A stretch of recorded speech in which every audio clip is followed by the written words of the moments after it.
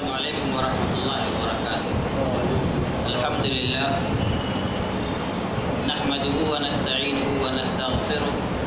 ونؤمن به ونتوکل علیہ ونعوذ باللہ من شرور انفسنا وسیئات اعمالنا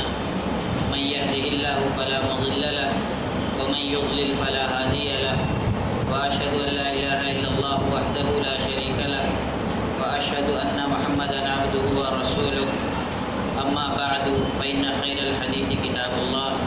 وخير الهدي هدي محمد صلى الله عليه وسلم وشر الامور محدثاتها وكل محدثة بدعة وكل بدعة ضلالة وكل ضلالة في النار۔ اعوذ بالله السميع العليم من الشيطان الرجيم، بسم الله الرحمن الرحيم۔ وقال ربكم ادعوني استجب لكم ان الذين يستكبرون عن عبادتي سيدخلون جهنم داخرين۔ وعن ابي هريرة رضي الله تعالى عنه قال قال رسول الله صلى الله عليه وسلم من لم يسأل الله يغضبه وفي بعض روايات الحديث يغضب عليه۔ اسلامی بھائیوں، ماں اور بہنوں، دراصل دعا یہ بندے کے تمام کاموں کو سنوارنے کا اکلوتا ذریعہ ہے، بندے پر آنے والی تمام بلاؤں کو ٹالنے کا واحد ذریعہ ہے۔ دعا سے بندے کو کبھی اکتانا نہیں چاہیے، اس لیے کہ اللہ تبارک و تعالی بندہ مومن کی دعا کبھی خالی نہیں لوٹاتا، چاہے اس دعا کے اثرات آپ کو فوری طور پر نظر آئیں یا نہ آئیں۔ اللہ کے رسول صلی اللہ علیہ وسلم نے فرمایا کہ جب بندہ مومن اللہ تبارک و تعالی سے دعا کرتا ہے تو اللہ تبارک و تعالی یا تو اس کو اس کی حاجت فوری طور پر عطا کر دیتا ہے، یا ویسی ہی کوئی نعمت اس کے لیے آخرت میں ذخیرہ کر کے رکھتا ہے، یا اس دعا کے نتیجے میں بندہ مومن سے کوئی بلا اور مصیبت ڈال دیتا ہے۔ لہذا کبھی دعا کرنے سے اکتارا نہیں چاہیے۔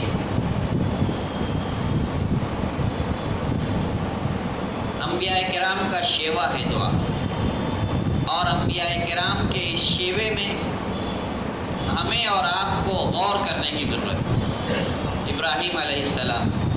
زکریا علیہ السلام، ایوب علیہ السلام، یونس علیہ السلام، ان سب نے ایک عرصے تک اللہ تبارک و تعالی سے بغیر مایوس ہوئے مانگا۔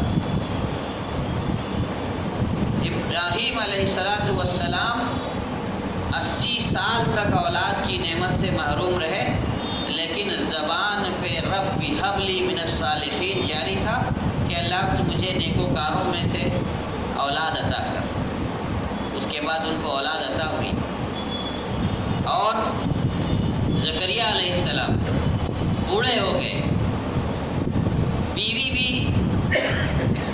ولادت کی عمر سے تجاوز کر گئی جس میں عورتیں بچے جنتی ہیں، لیکن انبیاء کے علم کو، نبوت کے علم کو آگے بڑھانے والا، لوگوں کو دین کی تبلیغ کرنے والا، جب اس کی ضرورت انہوں نے محسوس کی تو سورہ مریم کے اندر اللہ تبارک تعالیٰ اس کا نقشہ کھینچتا ہے۔ وَاذْكُرْ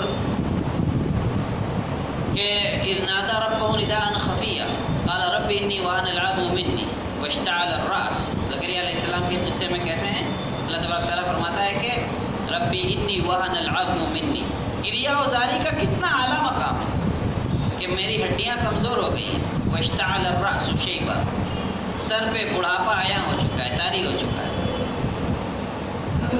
ولم اکن بدعائک ربی شقیا، لیکن پھر بھی میں تیری دعا سے، تجھ سے مانگنے سے مایوس نہیں ہوں، بدبخت نہیں ہوں۔ اور جب بشارت ملتی ہے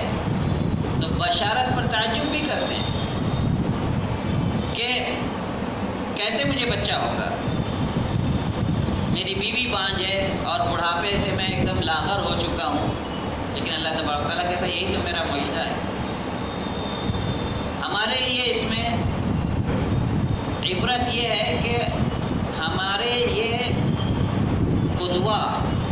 اور جن کی ہم اتباع اور اقتداء کرتے ہیں، یہ انبیاء کرام، انہوں نے اپنے عمل سے ہمیں یہ دکھلایا کہ رب کی رحمت سے کبھی مایوس نہیں ہونا چاہیے۔ اور یہی اللہ تبارک تعالیٰ نے اپنے کلام کے اندر ہمیں سکھلایا ہے کہ جو اللہ کے نیک بندے ہوتے ہیں وہ کبھی اللہ کی رحمت سے مایوس نہیں۔ قل یا عبادی الذین اسرفوا علی انفسہم، اللہ تعالیٰ فرماتا ہے کہ نبی آپ کہہ دیجئے اے میرے وہ بندو جنہوں نے اپنے اوپر زیادتیاں کی ہیں گناہ کر کے، لا تقنطوا من رحمت اللہ کی رحمت سے نا امید مت ہو، ان اللہ یغفر الذنوب جميعا، اللہ تمام گناہ معاف کرتا ہے۔ اور جب اللہ تمام گناہ معاف کرتا ہے، سب سے زیادہ اس بات کا پتہ اللہ کے ان پسندیدہ بندوں کو تھا جنہوں نے اللہ کی نبوت اور رسالت کو پہنچانے کی ذمہ داری اٹھائی، اور جنہیں اللہ تبارک تعالیٰ نے اپنی نبوت اور رسالت کے لیے منتخب فرمایا تھا۔ ایوب علیہ السلام کے متعلق آتا ہے کہ بدن زخموں سے چھلنی تھا، بدن کا کوئی حصہ ایسا نہیں تھا جو پیپ سے بھر نہ گیا ہو، لیکن اور آل و اولاد سب سے بچھڑے ہوئے تھے، لیکن اس کے باوجود انہوں نے ربی انی مسنی الضر وانت ارحم الراحمین فکشفنا عنہ ضرہ، اللہ تعالیٰ ہم نے ان کی پریشانی ان سے دور کر دی۔ آج کے دور میں سائنس کی تمام تر ترقی کے باوجود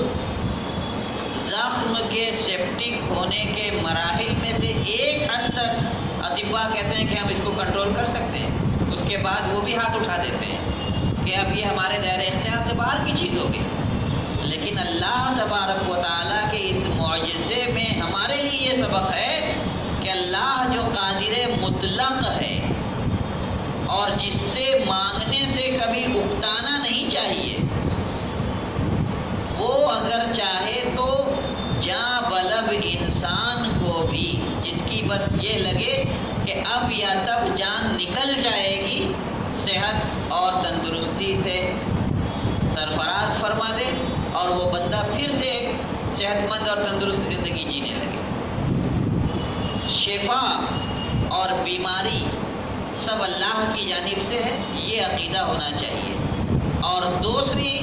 اس باب کی ایک اہم بات یہ ہے کہ یہ جو ہم اسباب اختیار کرتے ہیں، ذرائع اختیار کرتے ہیں، ڈاکٹروں کے پاس جانا، تجویز کردہ جائز اور حلال دواؤں کا استعمال کرنا، یہ سب اسباب ہیں جن کے ذریعے سے اللہ تبارک تعالیٰ شفا فراہم کرتا ہے۔ بذات خود ان میں یا ڈاکٹر کے ہاتھ پہ شفا کا اعتقاد نہیں رکھنا چاہیے، بلکہ اللہ تبارک تعالیٰ نے اس کو ایک سبب بنایا ہے آپ کو شفا بخشنے کا، اور شافی یہ اللہ تبارک تعالیٰ ہے۔ اللہ کے رسول صلی اللہ علیہ وسلم نے جو اذکار ہمیں سکھائے ہیں ان میں جب ہم اس پر چلیں گے تو اس کی بات آئے گی۔ انبیاء کرام کو دیکھیے، انہوں نے تمام مشکل مراحل میں اللہ تبارک تعالیٰ کو یاد کیا۔ ہمیں اور آپ کو ان انبیاء کے انہی اسووں پر چل کر تمام مشکل مرحلوں میں، تمام مشکل گھڑیوں میں، آزمائشوں اور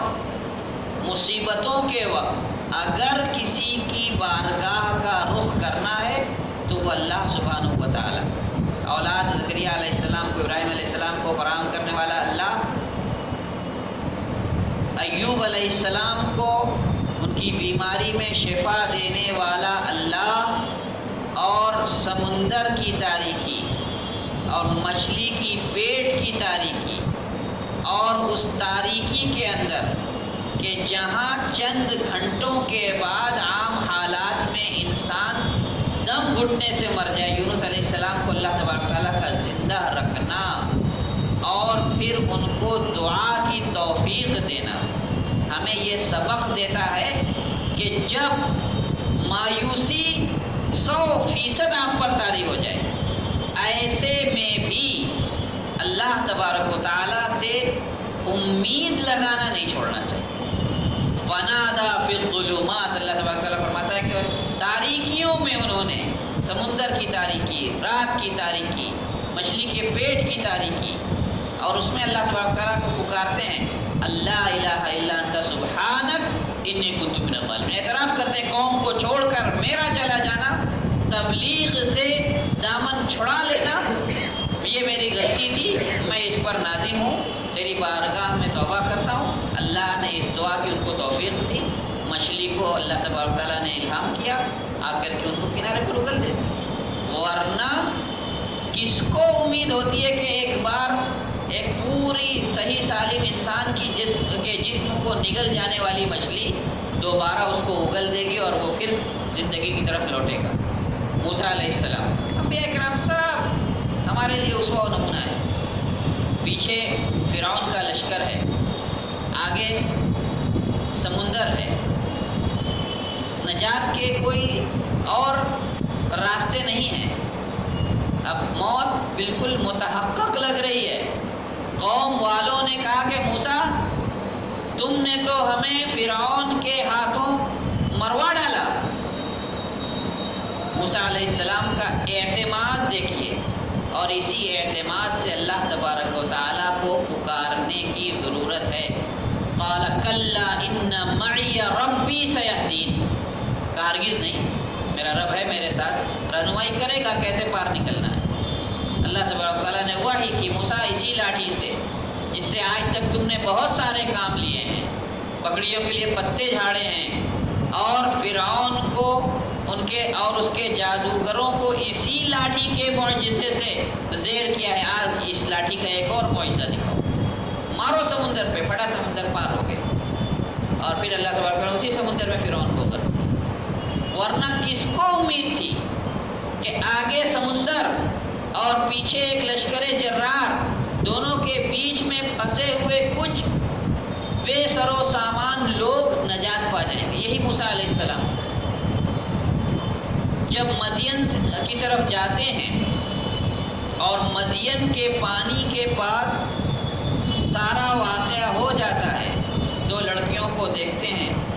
کہ دور کھڑی ہیں اور چرواہے سب پانی پلا رہے ہیں، ان سے پوچھا کیا معاملہ ہے؟ کہا کہ جب چرواہے چلے جاتے ہیں، ہم عورتیں ہیں تو ہم اپنے جانوروں کو پانی پلا لیتے ہیں، تو ان کے لیے پانی نکال کے پلایا ان کے جانوروں کو۔ فَسَقَىٰ لَهُمَا ثُمَّ تَوَلَّىٰ إِلَى الظِّلِّ، سائے میں آ کر بیٹھے، اطمینان ہوا۔ آدمی اطمینان اور سکون کے وقت سب سے پہلے اللہ کے ذکر سے غافل ہوتا ہے، لیکن موسیٰ علیہ السلام کے عمل میں ہمارے لیے نمونہ ہے۔ وہ کہتے ہیں رب انی لما انزلت الی من خیر فقیر، کہ اللہ تو جو بھی خیر،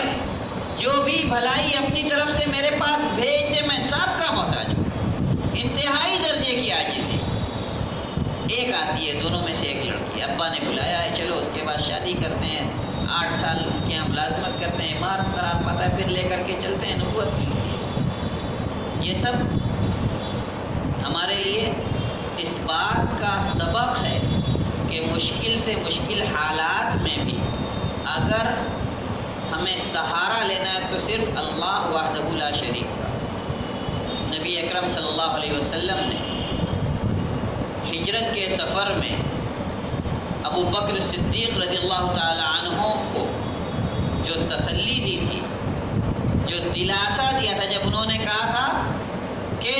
اے اللہ کے رسول اگر ان لوگوں نے اپنے پاؤں کی طرف دیکھ لیا تو ہمیں دیکھ لیں گے، تو کہا ثانی اثنین، اللہ تعالیٰ قرآن مجید میں نقشہ کھینچتا ہے، اذ ہما فی الغار، دو کے دو، جب وہ غار کے اندر ہیں، غار ثور میں، اذ یقول لصاحبہ، جب اپنے ساتھی سے کہتے ہیں لا تحزن، غم نہ کرو، ان اللہ معنا، اللہ ہمارے ساتھ۔ تو اللہ کی معیت جس کو حاصل ہو، اللہ تبارک تعالیٰ حدیث قدسی کے اندر فرماتا ہے کہ میں بندے کے اعمال میں سے مجھے سب سے زیادہ وہ پسند ہیں جو میں نے بندے پر فرض کیے، پنجگانہ نمازیں، دوسرے ارکان اسلام، رمضان کے روزے، مال کی زکوٰۃ، حج بیت اللہ جو آدمی پر فرض ہو، یہ سب اللہ کے فریضے اللہ کو سب سے زیادہ پسند ہیں۔ اور نفل عبادتیں کر کے، دیگر سنتوں کا اہتمام کر کے بندہ اللہ سے قریب ہوتا چلا جاتا ہے، اور جب بندے کا رشتہ اللہ سے مضبوط ہو جاتا ہے تو اللہ تبارک و تعالیٰ اس کا شامل حال رہتا ہے، ہر وقت اس کا نگہبان ہے، تو اللہ تبارک و تعالیٰ اس کے سارے کام سنوار دیتا ہے۔ دعا کرتا ہے تو اللہ سنتا ہے، مصیبت آتی ہے اللہ سے فریاد کرتا ہے، اس کی مصیبت دور کرتا ہے، خوشی ملتی ہے شکر کرتا ہے اللہ تبارک تعالیٰ، اس نعمت میں اور اضافہ کرتا ہے اور زیادہ خوشی کے اسباب پیدا کرتا ہے۔ دعا اگر اللہ کے رسول صلی اللہ علیہ وسلم کی حدیث پر غور کریں تو تقدیر کو اگر کوئی چیز ٹال سکتی ہے تو وہ دعا ہے، اور دعا تقدیر کوئی چیز ٹال سکتی ہے کہ یہ بھی تو آپ کی تقدیر ہے کہ اللہ تبارک تعالیٰ نے آپ کو دعا کی توفیق عطا فرمائی، آپ نے دعا کی اور آپ سے وہ مصیبت ٹلی۔ دعا کے سلسلے میں بہت سارے اذکار اللہ کے رسول صلی اللہ علیہ وسلم سے وارد ہیں۔ ابھی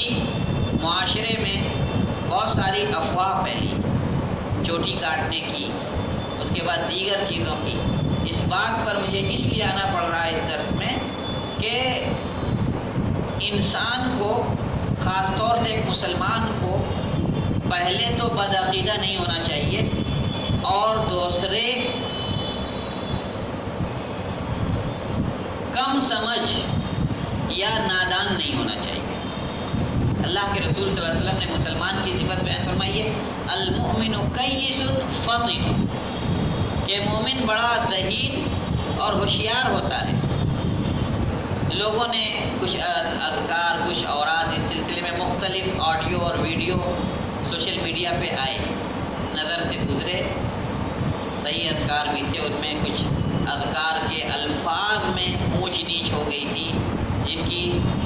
اصل درست تھی، لیکن یا تو ابلاغ کی غلطی تھی، تصریف یا تحریف جس کو اہل فن کہتے ہیں،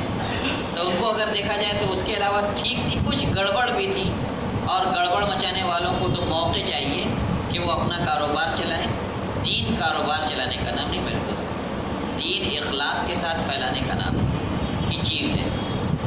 تو اس موقع پر میں نے کہا کہ مومن کو بیدار بھی ہونا چاہیے، غافل نہیں۔ نیوز بلاگز کو بہت کم لوگ پڑھتے ہیں، اور چٹپٹی خبریں یا سوشل میڈیا کی جو ویب سائٹ تسلی اور دلچسپی کا سامان پیدا کریں وہ سب سے زیادہ سرو کی جاتی ہیں، یہ حقیقت ہے۔ میرے نیوز الرٹ پہ خبر آئی اور میں نے اس خبر کو نوٹس لیا کہ چوٹی کٹنے کی حقیقت دریافت ہوئی۔ جب بھی یہ خبر آتی میں اس کو پڑھتا۔ اس دن کیا آئی؟ لالچ میں، انتقام میں، شہرت میں، تین چیزوں میں پڑھ کر کچھ نوجوان لڑکیوں نے یا کچھ عمر رسیدہ عورتوں نے یا کسی عمر رسیدہ عورت کی اس کے پوتے نے چوٹی خود کاٹی۔ مثلا ایک عورت کے تعلق سے تھا کہ اس نے ایک افواہ سنی کہ 2 لاکھ روپے معاوضہ مل رہا ہے چوٹی کٹنے کا، تو اپنے ہی ہاتھوں اپنی چوٹی کاٹ لی۔ لالچ 2 لاکھ روپے کا تھا، اور افواہ یہ پھیل رہی ہے کہ چوٹی کٹوائے، جنات بہک گئے ہیں، یہ ہے وہ ہے۔ اب وہ جنات کو قابو میں کرنے کا تعویذ اور اذکار اور یہ اور وہ۔ اللہ تبارک تعالیٰ قرآن مجید کے اندر فرماتا ہے کہ شیطان کا بس اگر ان اوراد کو آدمی خود پڑھ لے جو صبح و شام کے ہیں، آیت الکرسی ہے، اللہم انی اعوذ بک من شر ما خلق ہے، بہت سارے آپ اذکار کی کتابیں اٹھائیے، اور جو محقق ہیں ان میں آپ کو تمام وظائف صبح و شام کے اور اللہ کی بری مخلوق سے، اللہ کے رسول صلی اللہ علیہ وسلم کے متعلق آتا ہے کہ جب کسی سفر میں کسی جگہ اترتے تو فوراً اللہ تبارک تعالیٰ سے پناہ، اللہم انی اعوذ بک من شر ما خلق، اے اللہ میں تجھ سے بری مخلوقات کی برائی سے پناہ چاہتا ہوں۔ تیسری خبر تھی بلکہ دوسری خبر کہا جائے کہ ایک نوجوان لڑکی کو اس کے گھر والے بال کاٹنے سے روکتے تھے، تو موقع کا فائدہ اس نے اٹھا لیا، اپنے بال چھوٹے کر لیے اور الزام چوٹی کٹوا پہ گیا۔ تیسری خبر تھی پوتے کو دادی سے کچھ ناراضگی تھی، تو پوتے نے موقع کا فائدہ اٹھا کے دادی کے بال صاف کر دیے۔ ہاں، تو افواہوں پر اور معاشرے میں شور و شغف اور فساد برپا کرنے والوں کو باریک بینی سے جانچنے کی بھی ضرورت ہے، اور ایسے موقعوں پر ان اوراد اور وظائف کی طرف توجہ دینے کی ضرورت ہے جن کو اسلام نے حفاظت کے طور پر صبح و شام پڑھنے کی تاکید فرمائی ہے۔ آیت الکرسی، معوذات۔ ابو ہریرہ رضی اللہ تعالیٰ عنہ کی مشہور روایت پہ نظر کیجیے، کہتے ہیں اللہ کے رسول اللہ علیہ وسلم سے پوچھنا ابو ہریرہ تمہارے مہمان نے کیا کیا؟ بیت المال کے غلے پہ وہ محافظ اور نگراں تھے رات کے، آیا کہا کہ بچے بھوکے ہیں، ملا رہے ہیں، بھوک سے چوری کے لیے مجبور ہوں، اس لیے چوری کر رہا تھا، چھوڑ دیجیے۔ چھوڑ دیا پہلے دن، کہا کہ جھوٹ بولا ہے وہ پھر آئے گا، پھر آیا، پہلے دن سے زیادہ اس نے عاجزی ظاہر کی، بہت پریشانی ہے، چھوڑ دیجیے، اللہ آپ پہ کرم فرمائے، چھوڑ دیا، کہا جاؤ۔ تیسرے دن اللہ کے رسول نے کہا کہ تمہارا مہمان پھر آئے گا، آیا، پھر غلہ چرانے لگا۔ ابو ہریرہ کہا آج نہیں، آج اللہ کے رسول نے کہا ہے کہ وہ پھر آئے گا، تو کہا کہ اگر چھوڑ دو تو میں تم کو ایسی دعا سکھلا دوں کہ اگر سونے کے وقت پڑھ لو تو اس رات تمام طرح کے فتنوں سے محفوظ رہو گے۔ اور اس نے کہا اللہ لا الہ الا هو الحی القیوم لا تأخذہ سنۃ ولا نوم، یہ پوری آیت الکرسی وهو العلی العظیم تک اس نے سنائی۔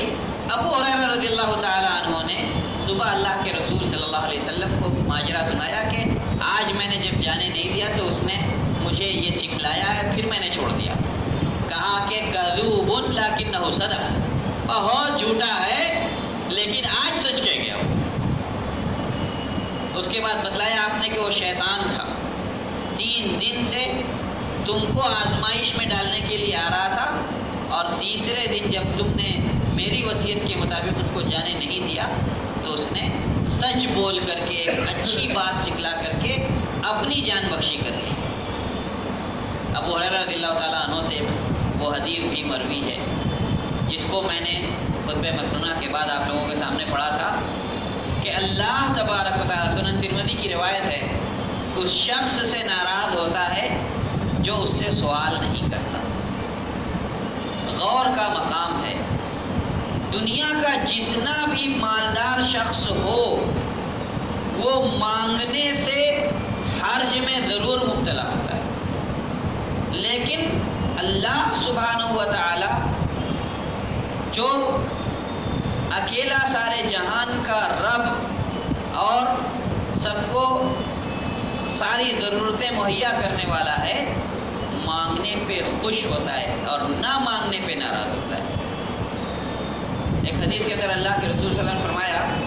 کہ اللہ اس بندے سے خود خوش ہوتا ہے جو گناہ کرتا ہے، پھر توبہ کرتا ہے، پھر پلٹ کر کے اس سے گناہ سے لوٹتا ہے، پھر توبہ کرتا ہے، پھر گناہ ہوتا ہے، پھر توبہ کرتا ہے۔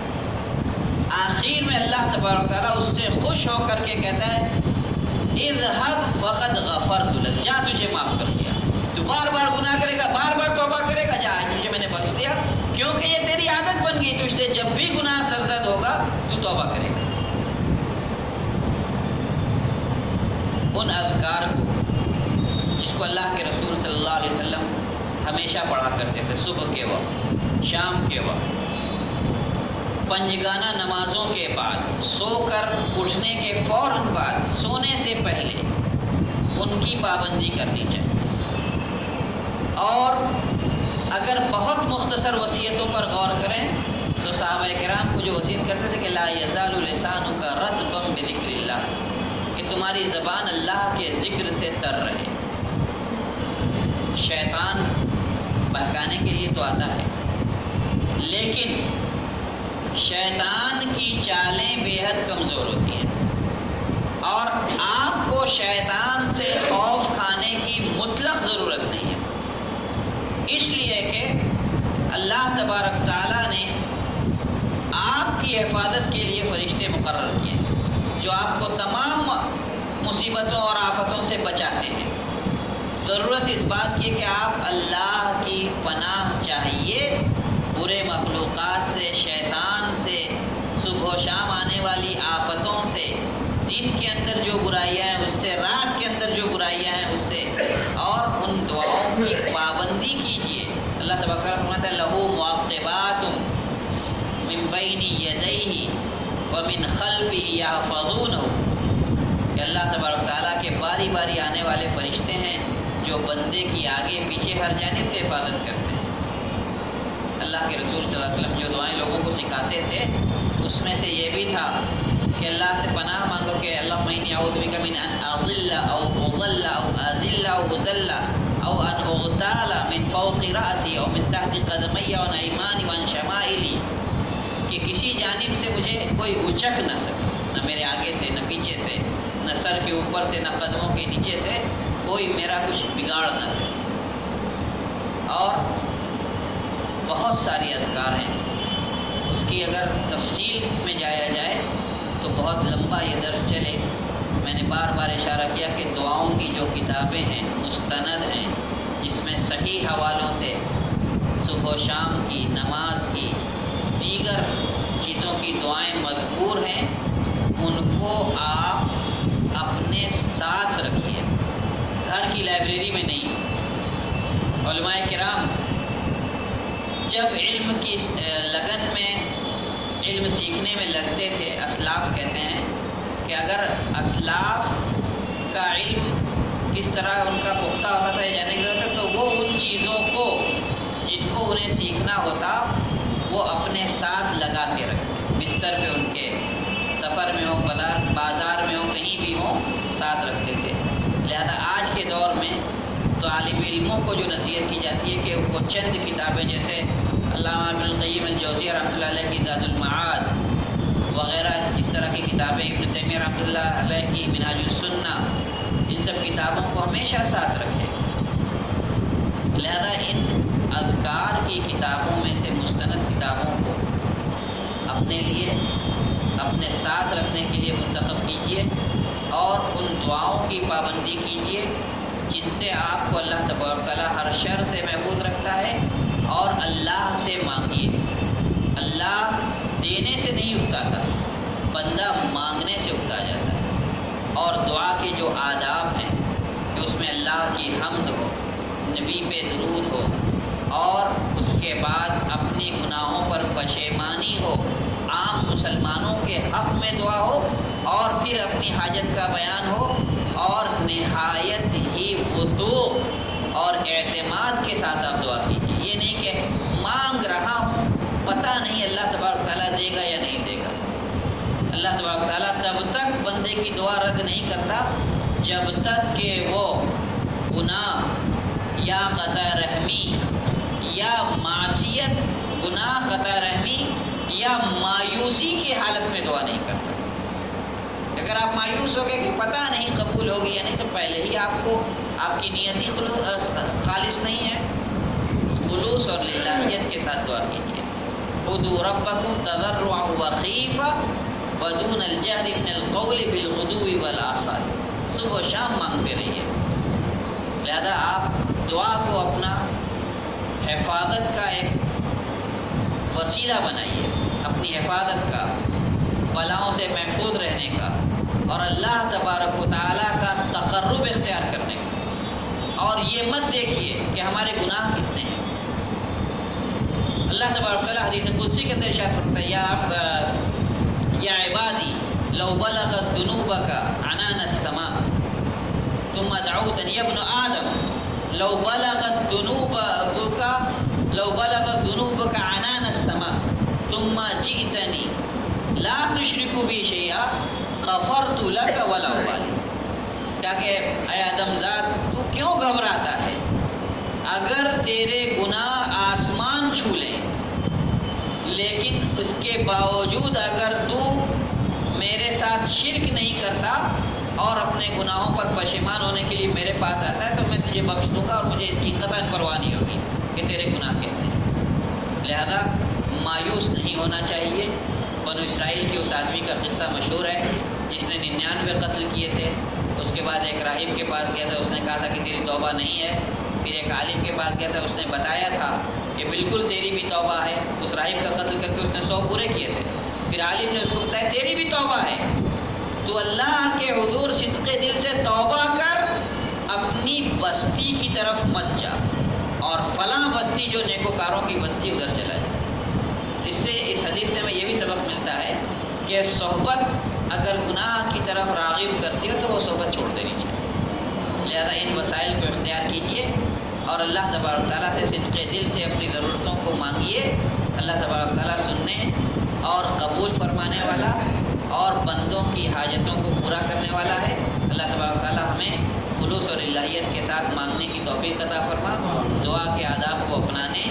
اور گریہ و زاری کے ساتھ تجھ سے مانگنے کی توفیق عطا فرما. جب تک اس جان فانی میں زندہ رکھ, ایمان اور اسلام کے ساتھ زندہ رکھ, اور ہمارا خاتمہ بھی ایمان کرو. وآخر دعوانا الحمدللہ.